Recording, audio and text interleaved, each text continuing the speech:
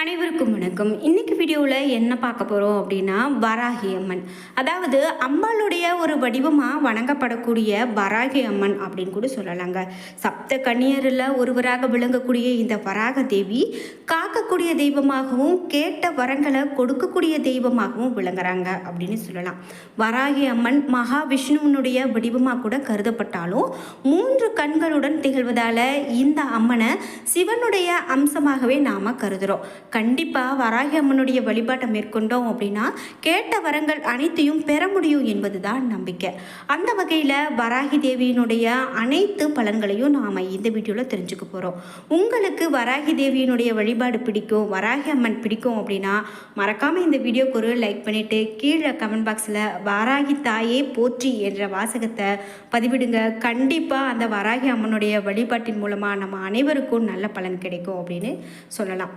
குறிப்பிட்டு ஜாதகத்தில் கிரக திசையில் சரியில்லாமல் இருக்கிறவங்க, தோஷம் இருக்கிறவங்க வராகி தேவியினுடைய மூல மந்திரத்தை தினமும் 3 முதல் 108 முறை பாராயணம் செய்யலாம். மாதுளை பழம், வெல்லம், புளியோதரை தோலுடன் கூடிய உளுந்து வடை ஆகியவற்றை நெய்வேத்தியமாக படைத்து கூட வராகி தேவியினுடைய வழிபாட்டை மேற்கொள்ளலாம். இது மட்டும் இல்லாமல் தொடர்ந்து 48 நாட்கள் இந்த மந்திரத்தை பாராயணம் செய்து வந்தோம் அப்படின்னா வாழ்க்கையில் மிகப்பெரிய மாற்றத்தை நம்மளால் காண முடியுமா. பிரம்ம முகூர்த்த வேளையில் நாம் இந்த மந்திரத்தை ஜபித்து வழிபட்டோம் அப்படின்னா அற்புதமான பலன்களை பெற முடியும் அப்படின்னு சொல்கிறதால வராகி தேவியினுடைய வழிபாடு நம்ம வாழ்க்கையில் மிகவும் நல்லதாக அமையுது. வீடியோ உங்களுக்கு இன்னும் நிறைய நல்ல பலன்களை சொல்லப்பட்டிருக்கு. வீடியோவை ஸ்கிப் பண்ணாமல் முழுசாக பாருங்கள். நீங்கள் இன்னும் நம்ம சேனலை சப்ஸ்கிரைப் பண்ணாமல் இருந்தால் சப்ஸ்கிரைப் பண்ணிக்கோங்க. கூடவே இருக்க பெல் ஐக்கானை மறக்காம கிளிக் பண்ணிருங்க. வாங்க வீடியோக்குள்ள போலாம்.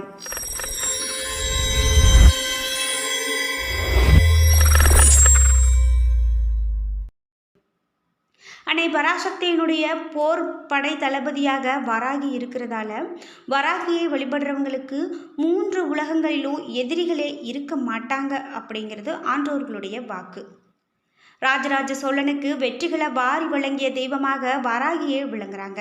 மற்ற கோவில்களில் எந்த விழாக்கள் உற்சவங்கள் துவங்கினாலும் முழு முதற் கடவுளாக விளங்கக்கூடியவங்க தான் இந்த முதல் பூஜை வராகி அம்மனுக்கு தான் நடக்கும்.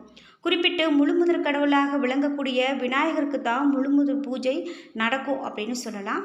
ஆனால் தஞ்சை பெரிய கோவிலில் மட்டும் வராகி அம்மனுக்கே இந்த முதல் பூஜை நடக்கக்கூடிய மரபு இன்றைக்கும் காலாகாலமாக கடைபிடிக்கப்பட்டு வருது அப்படின்னு சொல்லலாம்.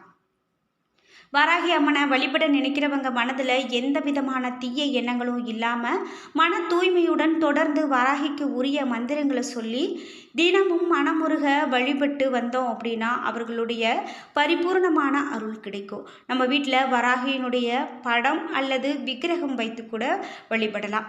அப்படி வழிபட நினைக்கிறவங்க வடக்கு நோக்கி வராகியினுடைய முகம் இருக்கும்படி அமைத்து வழிபடுவது மிகவும் நல்லது. குறிப்பிட்டு இந்த வராகிக்குரிய திசையாக வட திசை தான் சொல்கிறாங்க. வராகியை வழிபடுறவங்க வீட்டில் தினமும் ஒரு அகல் விளக்கு ஏற்றி வைத்து அந்த விளக்கில் வராகி அம்மன் இருப்பதாக நினைத்து வழிபட வேண்டும். வழிபாட்டின் போது வராகிக்கு விருப்பமான நீலம், சிவப்பு, மஞ்சள் இந்த நிறைய உடைகளை உடுத்தி வழிபடுவது மிகவும் சிறப்பானதாக சொல்லப்படுது. அது சிறந்த பலனை பெற்றுக் கொடுக்கும் அப்படின்னே சொல்லலாம். குறிப்பிட்டு நைவேத்தியமாக தயிர் சாதம், மாதுளை படைத்து சிவப்பு நிறம் கொண்ட மலர்களை சாற்றி வழிபாடு செய்யலாம். 27 நட்சத்திரங்களில் திருக்கார்த்திகை, பூரம், மூலம், ரேவதி நட்சத்திரங்களில் பிறந்தவங்க வராகி அம்மனை நிச்சயமாக வழிபட வேண்டும். அதே போல் 12 ராசிகளில் மகரம், கும்பம் இந்த ராசிகளை சேர்ந்தவங்களும் வராகியை வழிபட கஷ்டங்கள் அப்படிங்கிறது அவர்களை அண்டாது. மேலும் சனியினுடைய ஆதிக்கம் இருக்கிறவங்க, சனி திசை நடக்கிறவங்களும் வராகியை வழிபட வேண்டும் அப்படின்னே சொல்கிறாங்க. உங்களுக்கும் வராகி அம்மனை பிடிக்கும் அப்படின்னா மறக்காமல் உங்களுடைய கருத்துக்களை கமெண்ட் பாக்ஸில் சொல்லுங்கள். வராகி அம்மனுக்கு போற்றி என்ற வாசகத்தை பதிவிடுங்க. இந்த வீடியோக்கு ஒரு லைக் பண்ணிடுங்க. 7.5 சனி, கண்ட சனி என சனியினுடைய எந்த திசையால் தொல்லை அனுபவிக்கிறவங்களாக இருந்தாலும் செவ்வாய், வெள்ளி மற்றும் சனிக்கிழமைகளில் வராகி அம்மனை வழிபாடு செய்யலாம். இந்த நாட்களில் வராகி அம்மனை நாம் தீபம் ஏற்றி வழிபாடு செய்தோம் அப்படின்னா சனியால் ஏற்படக்கூடிய துன்பங்களில் இருந்து மீள முடியும். இதுவரை வராகி அம்மனை வழிபட ஏற்ற நாட்களான பஞ்சமி, பௌர்ணமி, அமாவாசை திதிகளிலும் வழிபட சிறப்பான பலன்கள் கிடைக்கும். பஞ்சமி திதி அன்னைக்கு வாராகி வராகி துதிகளை பாடி மனமுருக அழைத்து வேண்டினா வராகி அம்மன் வீடு தேடி வருவாள் என்பதுதான் நம்பிக்கை. நீங்கள் எந்த ஊர்களில் வராகி அம்மன் கோவிலுக்கு சென்றிருக்கீங்க அப்படின்னும், அதே போல் அந்த அம்மனுடைய வழிபாடு செய்திருக்கீங்க அப்படின்னு மறக்காமல் கமெண்ட் பாக்ஸில் சொல்லுங்கள். உங்களுடைய வாழ்க்கையிலையும் இந்த அம்மன் ஏதாவது ஒரு அதிசயத்தை நிகழ்த்தி இருப்பாங்க. அப்படி நிகழ்த்தி இருந்தால் கண்டிப்பாக உங்களுடைய கருத்துக்களை கமெண்ட் பாக்ஸில் சொல்லுங்கள். பெண் தெய்வ வழிபாடு அப்படிங்கிறது பழங்காலம் தொட்டே நம்மளுடைய நாட்டில் பரவலாக இருந்து வரக்கூடிய ஒரு வழிபாடு தான். அதிலும் குறிப்பாக சக்தி வழிபாடு பெரும்பாலான மக்களால் பின்பற்றக்கூடிய ஒரு தொன்மையான வழிபாட்டு முறை அப்படின்னு சொல்லலாம்.